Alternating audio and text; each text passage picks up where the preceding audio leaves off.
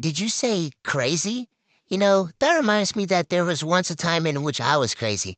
Did they put me in this sort of room? It was more of a padded cell, really.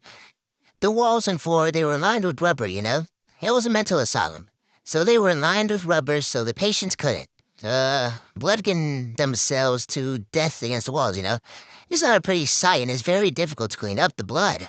Now you see, there were these rats in that rubber room, and when I got out, I was telling my good friend Orville about this. And I said to Orville, I said, Orville, those rats made me crazy. And Orville, he looked at me like a little confused. And he says, weren't you crazy before this? How could the rats make you crazy if you were crazy before you even knew they existed?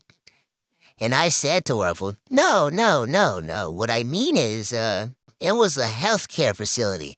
You know, you'd expect it to be clear and orderly, but no, there were rats running around right in my cell.